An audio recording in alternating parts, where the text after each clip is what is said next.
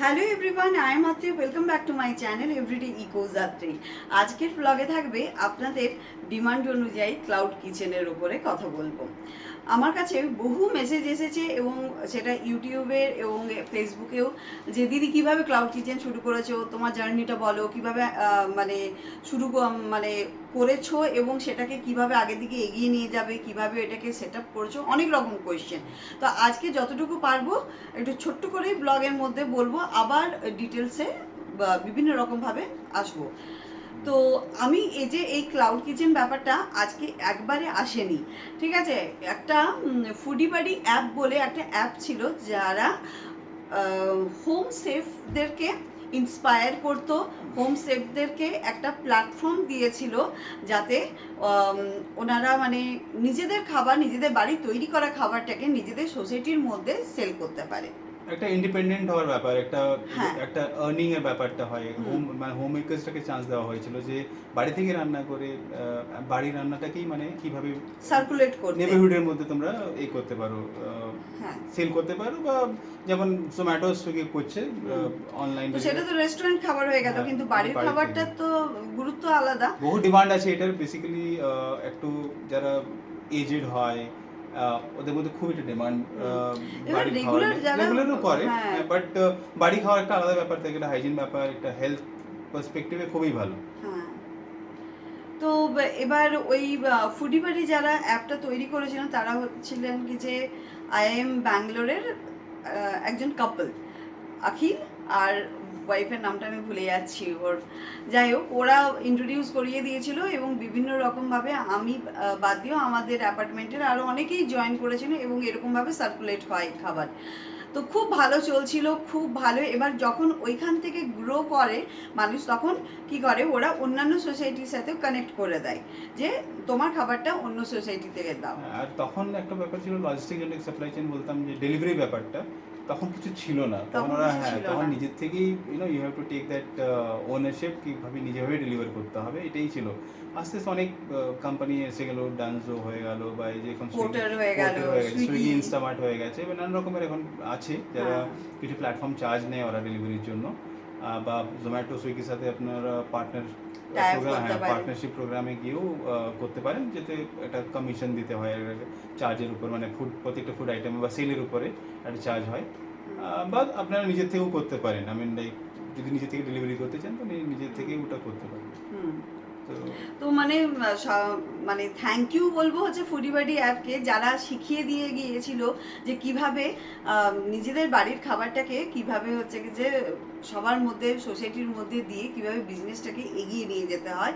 বা আমি তো ছেড়ে দিয়েছিলাম, কেন কি আমি তখন জব ব্রেকে ছিলাম, তাই আমি স্টার্ট করেছিলাম, তারপর আবার জব জয়েন করে নিয়েছিলাম, তাই আর ওটাকে কন্টিনিউ করিনি। কিন্তু এইবার ঠিক করেছি আর ছাড়বো না, কেন কি এটা করতে ভীষণই ভালো লাগে আর খুব ভালো। আর এই যে আইটি বলুন বা নন আইটি বলুন, এই যে মার্কেটের পরিস্থিতি, তাতে করে সাইডে একটা বিজনেস রাখা খুবই দরকার। আর এই ফুড বিজনেসটা কিন্তু একদম বুম বুমওয়ালা বিজনেস, ঠিক আছে, খুব ভালো। তো এটা চালিয়ে যাবেন, এটা ডিমান্ড খুব ভালো, এটা আমি বুঝতে পেরে গেছি। আরেকটা ব্যাপার হচ্ছে যে ফুডি বাডি যে অ্যাপটা, ওটা তো বন্ধ হয়ে গেল বিফোর কোভিড, বিফোর কোভিড না, এই কোভিডের টাইমটাতেই। তারপরে আর আফটার কোভিড একটা আর ওপেন হয়নি, কিছু না।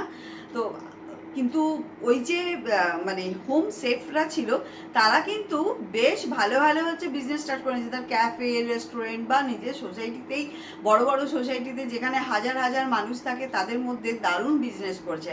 কেন কি আমাদের আবার হচ্ছে কি যে মিটিং হতো, পার্টি সার্টি হতো, হ্যাঁ, তো সেখানে সবার সাথে আলাপ হতো, তো তাদের সাথে এখনও কন্ট্যাক্ট আছে, তারা কিন্তু দারুণ বিজনেস স্টার্ট করে দিয়েছে। তো এটার একটা ডিমান্ড আছে, তো সেই জন্য বললাম আর কি। এবার ক্লাউড কিচেনের মধ্যে দুটো ভাগ আছে বলি, ঠিক আছে। ক্লাউড কিচেন হয় যেমন একটা ঘরে, মানে কিচেনকে আপনি রেন্ট আউট করবেন এবং সেখানে বড় বড় জিনিসে রান্না হচ্ছে, সেখানে ধরুন আপনার রান্না হয়েই যাচ্ছে, আপনি ডেলিভারি করেই যাচ্ছেন, আর সেটা কিন্তু একটা মানুষের পক্ষে সম্ভব নয়, তখন আপনাকে বাইরে থেকে কুক হায়ার করে নিয়ে এসে আর ওই কাজ চালাতে হয়, সেটা কিন্তু একরকমের ক্লাউড কিচেন। আর আমি যেটা করি সেটা হচ্ছে ক্লাউড কিচেন কিন্তু হোম সেফ, মানে আমি হচ্ছে হোম সেফ, ঠিক আছে। আমার ক্লাউড কিচেনটা যেটা চালাই সেটা হচ্ছে আমার বাড়িতে তৈরি হচ্ছে খাবার। আমার বাড়িতে যেটা তৈরি হয় সেটা হচ্ছে কি যে আলাদাভাবে ক্যাপাসিটি আছে, একটা মিনিমাম ক্যাপাসিটির মধ্যেই আমি খাবারটা তৈরি করি এবং তৈরি করে সেটা ডেলিভারি করি। আর ওদের কি হয়, ওদের হচ্ছে টাই আপ থাকে, ইয়া ফির কোনো যে কাজ করে তাদেরকে দিয়েই হয়তো পাঠিয়ে দিল এরকম। তো এই হচ্ছে ক্লাউড কিচেনের দুটো ভাগ। এরপরে বলি, ক্লাউড কিচেন খুলতে গেলে কিন্তু সবার প্রথমে যেটা চাই সেটা হচ্ছে একটা লাইসেন্স, ফুড লাইসেন্স। সেটা হচ্ছে FSSAI, এই একটা বেসিক লাইসেন্স রাখতে হবে, রেজিস্ট্রেশন করতে হবে। সেটার জন্য 100 রুপিস আপনাকে খরচা করতে হবে। সেই লাইসেন্সটা নিয়েই কিন্তু আমি কাজ স্টার্ট করেছি। এরপরে এই লাইসেন্সটার আবার অনেক রকম ভাগ আছে, যেমন স্টেট লেভেল, সেন্ট্রাল লেভেল, ওই রকম। তাছাড়াও যদি রেভিনিউ বা বিজনেসটা যদি মোর দ্যান 12 লাখ হয় তো একটা আলাদা চার্জ দিয়ে করতে হয়, তখন সেটা 3-3.5 টাকা এরকম হয়ে যায়, চার্জেস আছে ওটার কিন্তু মধ্যে। আমি মিনিমাম এটাই নিয়েই স্টার্ট করেছি। তো এটা গেল একটা পার্ট, এটা করতেই হবে। কখনো কখনো হয়তো ইন্সপেক্টর যারা থাকে তারা হয়তো ভিজিটও করতে পারে, তো বাড়ির মধ্যে হলেও সেটা ওই হাইজিন মেনটেন করে যে কাজ করতে হয় সেটা করতে হবে। এটা গেল একটা পার্ট।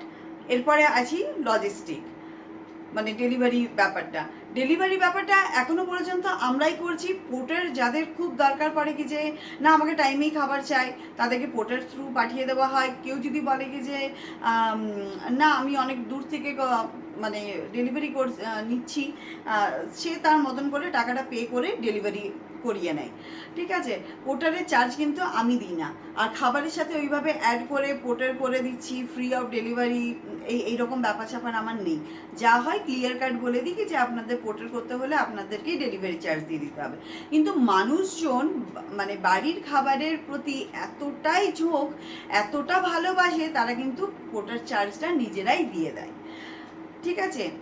এবার বলি লজিস্টিক যে একটা প্রবলেম, সেটা হচ্ছে আমরা যেদিনকে হয়তো যেতে পারলাম না, বা আমরা নিজেরা ভাবলাম যে ঠিক আছে 30-35 টাকা 40 টাকা খরচা করে পাঠিয়ে দিই, কিন্তু যারা ওই পোর্টারে কাজ করে তারা ঠিকঠাকভাবে পৌঁছতে পারে না, এবং পোর্টারের এক্সপিরিয়েন্সটা আমাদের খুব একটা ভালো নেই। তারা নয় কোনোদিন স্পিল করে দিলেও হচ্ছে কি যে রায়তা, না তো ঝোল ঝাল, না তো এই সমস্ত, না তো ঘর খুঁজে পায় না, লেট ডেলিভারি করে, তো এরকম ব্যাপার আছে। বড় ভিলা সোসাইটিতে, হ্যাঁ ভিলা সোসাইটিতে খুব ডিফিকাল্ট হয়, বাট এমনি যে অ্যাপার্টমেন্টগুলোতে কোনো অসুবিধা হয় না, ওগুলো করে দেয়। তবে সবসময় যে ওদের ওপর ভরসা করে আমরা যে খুব ভালো এক্সপিরিয়েন্স গ্যাদার করেছি তা কিন্তু নয়। তো এরপরে বৃষ্টি হয়ে গেলেও কিন্তু ওদেরকে পাওয়া যাবে না। তো এই জন্য নিজেদেরকে এটা করতে হচ্ছে, আর নিজেরা করলে প্রফিটের মার্জিনটা অনেকটা বেশি দেখতে পাওয়া যায়।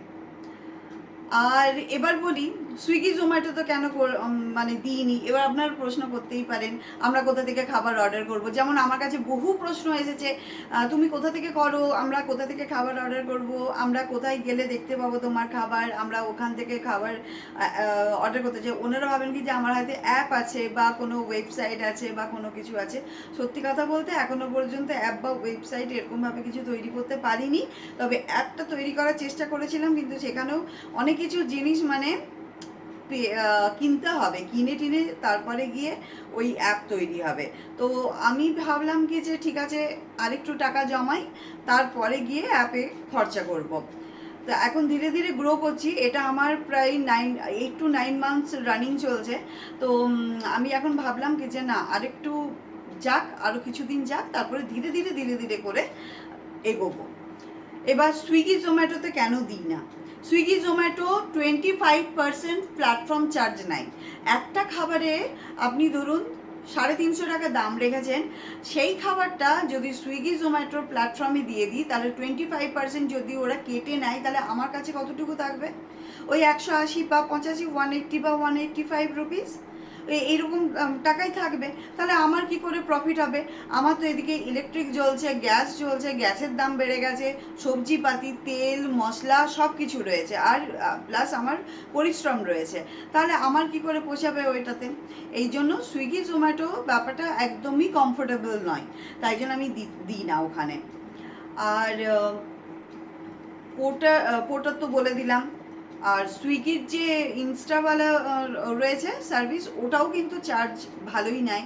তাই জন্য যতটা চেষ্টা পারি আমরা চেষ্টা করি কি যে নিজেরাই ডেলিভারি করে দেবো, তাতে অ্যাটলিস্ট নিজেদের প্রফিটটা দেখতে পাই। আর কি বলবো, এরপরে আমি যেটা বানাচ্ছি বাড়িতে ঘরের খাবার বানিয়ে তাদেরকে দিই, তারা ভীষণ হ্যাপি হয় এবং ওনাদেরকে হাতে ধরালে ধরতে পর্যন্ত পারে না, আত্রে ইটস টু হট এরকম বলেন। তো সত্যি তো আমি তো বাড়িতে একদম গরম গরম খাবার বানিয়ে ওনাদেরকে সার্ভ করছি না, সেটা ওনারাও বোঝেন। তো সত্যি কথা বলতে বাড়ির খাবারের ডিমান্ড অলওয়েজ হচ্ছে গেছে হাই আছে। আর যারা এখনও ভাবছেন স্টার্ট করবার কথা, তারা ঝটপট করে স্টার্ট করে নিন। আমার মনে হয় কি যে খুব ভালো চলবে এই ফুড বিজনেস, কিন্তু খুব ভালো চলবে ব্যাঙ্গালোরে। আর দেখুন, মানুষ না নিরুপায় হয়ে সুইগি জোম্যাটো বা অনলাইন থেকে খাবার কিনে খায়, কিন্তু অনলাইনের খাবারগুলো বা বাইরের ওই রেস্টুরেন্টের খাবারগুলো সবসময় শরীরের জন্য ভালো হয় না। আর আমরা বাড়িতে যেটা বানাই একদম লেস অয়েল, লেস স্পাইসি, আর মানে একদম ঘরোয়া পদ্ধতিতে, যেটা একবার খাবার পরও মানুষ হচ্ছে পারো 5বার অর্ডার করবে। তো আপনাকে কাস্টমার তো সেই রকমই চাই। আমার তো আর বড় রেস্টুরেন্ট নেই যেখানে ও একটা কাস্টমার এলো, সে খেলো, তারপরের দিন সে আর এলো কি এলো না তাতে আমার কিছু যায় আসে না, ওটা রেস্টুরেন্টওয়ালাদের অ্যাটিটিউড। কিন্তু আমার মনে হয় কি যে আমার কাছে যে মানে কিনছে বা খাচ্ছে আমার হাতের রান্না, সে যেন বারবার আমার কাছে অর্ডার করে, তবেই তো এটা রানিং হবে না, চলবে। তো ওই জন্য কম মশলাপাতি দিয়ে আর ভালোভাবে ঘরোয়া পদ্ধতিতে খাবার বানিয়ে যদি আপনারা সেল করতে পারেন, খুব ভালো। নিজেদের সোসাইটি থেকেই শুরু করুন।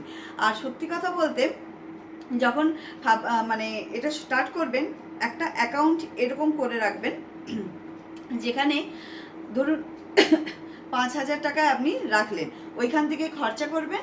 ওখান থেকে খরচা করার পর যেটা প্রফিট হবে, যেটা আসবে, তাদেরকে ওই নাম্বারটা দিয়ে দিলে জিপে বা ফোনপে থ্রু ওইখানে হচ্ছে জমা হতে থাকবে টাকাটা। তো যখন আপনি দেখবেন কি যে আপনার প্রফিটের টাকাটা ধীরে ধীরে ধীরে ধীরে বাড়ছে, আসছে আর ধীরে ধীরে বাড়ছে, আপনার নিজেরই ইচ্ছে করবে কি যে এটাকে আরেকটু বড় করি, আরেকটু ভালোভাবে করি, আরও প্রফিট হোক। বিন্দুতে বিন্দুতেই তো সিন্ধু হয়। তো আমিও এটাই এক্সপিরিয়েন্স করেছি। আর সত্যি কথা বলতে ফুডিবাড়ি প্ল্যাটফর্মকে থ্যাংক ইউ, যার জন্য আমি যেখানে যেখানে দিই সেই সমস্ত সোসাইটিতে অনেক দিন আগে থেকেই পরিচিত ছিল, তাই জন্য আমার কোনো অসুবিধা হয়নি ওই জায়গাগুলোতে চেনা পরিচিত থাকার জন্য, এবং ওনারাও খুব হ্যাপিলি আমাকে ওয়েলকাম করেছে। এটা একটা ব্যাপার। আমি একটা জিনিস অ্যাড করতে চাইবো, হ্যাঁ। পুরো জার্নিটা বলেই দিলে কি হয়েছে না কীভাবে স্টার্ট হয়েছে, বাট যারা স্টার্ট করতে চান, একটা তো হোম শেফের ব্যাপারটা আমি বললাম। ভাবুন আপনি, আমাদের ক্ষেত্রে হয়তো আমাদের একটা কাস্টমার বেস ছিল ফুডিবাড়ির জন্য, যার কারণে আমরা স্টার্ট করতে খুব ইজি হয়েছিল। কারণ আমাদের প্রশ্ন হতে পারে যে আমরা যদি স্টার্ট করি, আমরা কেউ জানে না, রাইট, কীভাবে আমার অ্যাডভার্টিজমেন্ট হবে আমার রান্না বা আমার খাবার, রাইট। তো ওই ক্ষেত্রে জোম্যাটো বা যে সুইগি যে পার্টনার প্রোগ্রামটা রয়েছে, অনেকই হেল্পফুল হবে স্টার্টিংয়ে। এবার আপনি প্রাইসিং বলুন বা আপনি মেনুতে তৈরি করছেন বা প্রাইসটা রাখছেন, সে আপনি রাখতেই পারেন, মানে কমিশন বাদ দিয়ে একটু, মানে তাতে ওই মার্জিন যেন প্রফিট মার্জিনটা আসে, সে প্রাইসিংটা এভাবে সেট করা যেতে পারে। কিন্তু ভিজিবিলিটিটা জোম্যাটো বা সুইগি আপনাকে হেল্প করে দেবে। মানে আপনি যে একটা হোম শেফ বা আপনি যে রান্না করছেন বা রান্না করে খাবারই করছেন, রাইট, সেল করছেন, তো এটা জোম্যাটো সুইগি হলে ডেফিনেটলি একটা ভিজিবিলিটি পেয়ে যাবে উইদিন ইয়ার 4-5 কিলোমিটার রেডিয়াস যে হবে আপনার বাড়ি থেকে। আপনি বাড়ি থেকেই স্টার্ট করতে পারেন, কিন্তু ওই ক্ষেত্রে হবে। আর আপনাদের কোনো ভালো নেটওয়ার্কিং আছে, তো ওইভাবে যেমন বললাম, যেভাবে আপনি কানেক্ট করতে পারেন নেবারহুডে কানেক্ট করে বা ওদের হোয়াটসঅ্যাপ গ্রুপে বা টেলিগ্রাম গ্রুপে গিয়েও স্টার্ট করতে পারেন। তো দুটো অপশনই আছে, দুদিকে থেকে করতে পারেন। আর নিজের সোসাইটি থেকেও স্টার্ট করতে পারেন। আর স্কেলিং তো অবভিয়াসলি আছে, আপনার উপর ডিপেন্ড করছে যে কতটা স্কেল করতে চাইছেন। বাড়িতে একটা ক্যাপাসিটি আছে, একটা লিমিটেড, ওইখান থেকে করলেন, আগে ভালো কাস্টমার বেস হয়ে গেল। স্কেল করতে চাইছেন তো অবভিয়াসলি খুব বাইরে রেন্ট আউট করে এবার লোক শেফ রেখে এবার রান্না লোক রেখে ওটাকে আবার বাড়াতে পারেন। লজিস্টিক টাইপ করে নিন, যেভাবে নিজেও করতে পারেন, বা নানা রকমের যেমন হয় পোর্টের থ্রু বা সুইগি জোম্যাটো যে হয় একটু থ্রু দিয়ে করতে পারেন। তো নানা রকমের অপশন আছে গ্রো করার জন্য। হ্যাঁ, তো এইভাবেই হচ্ছে কি যে আমি শুরু করেছিলাম, আর এটাই আমি বললাম। তবে আমাকে বহুজন জিজ্ঞেস করেছিলেন কি যে আমরা কিভাবে খাবার অর্ডার করব, আমাকে ফেসবুকেও লিখেছেন, আমাকে ইউটিউবেও লিখেছেন বারবার ধরে। কিন্তু আমি যে জায়গায় থাকি, আমি হচ্ছে হোয়াইটফিল্ড গুঞ্জুর এরিয়াতে, ভারতুর এরিয়াতে থাকি। এবার আমি আমার এরিয়ার ওই 3-3.5 কিলোমিটারের মধ্যেই হচ্ছে কি যে দিই। এবার কারোর ধরুন নাল্লুরাহাল্লি থেকে আমাকে একজন ফোন করেছিলেন কি যে আমি তোমার কন্ট্যাক্ট নাম্বারটা পেয়েছি, আমাকে এই খাবারগুলো চাই, তুমি আজকে এটা পোস্ট করেছিলে। তো আমি তাদেরকে বলে দিই কি যে আমি দিয়ে দেবো আপনাকে, কিন্তু পোর্টার চার্জটা আপনাকে দিতে হবে। এবার তার পোর্টার চার্জ হয়তো 70 রুপিস 80 রুপিস হলো, সেই যদি বের করতে চাই তো আমার খাবার দিতে কোনো সে তো অসুবিধা আপনি নেই। জোম্যাটো সুইগি ক্ষেত্রেও দেখবেন যদি হ্যাঁ, ডিস্টেন্স থেকে যদি অর্ডার করেন তো অটোমেটিকলি চার্জটা বেড়ে যায়। ওরা ডেলিভারি চার্জও তো জোম্যাটো সুইগি অনেক বেশি নেয়। তো আমাদের ক্ষেত্রে সেরকম কোনো চার্জ নেই। তো যে পোর্টার করতে চায় তো সে এইভাবেই পোর্টার করে নেয়। তা আপাতত আমি মানে ওই 3টে সোসাইটিতে দিচ্ছি। নিজের সোসাইটিতে দেওয়ার মতন আর হচ্ছে না, আর কি ক্যাপাসিটিই হচ্ছে না, ওখানেই সব সেল হয়ে যায়। আর একটু একটু করে হচ্ছে প্রতিদিন চেষ্টা করি, কিন্তু প্রতিদিন হয় না। ওই আমরা টার্গেট করি কি যে ফ্রাইডে স্যাটারডে সানডে এই 3টে দিন হচ্ছে করবার জন্য। তো আর যেদিনকে হয়তো কাজের প্রেশার একটু কম থাকলো মানডে টু ফ্রাইডের মধ্যে, তখন মানডে টু থার্সডের মধ্যে তখন টুকটাক হচ্ছে কি যে দিয়ে দিই।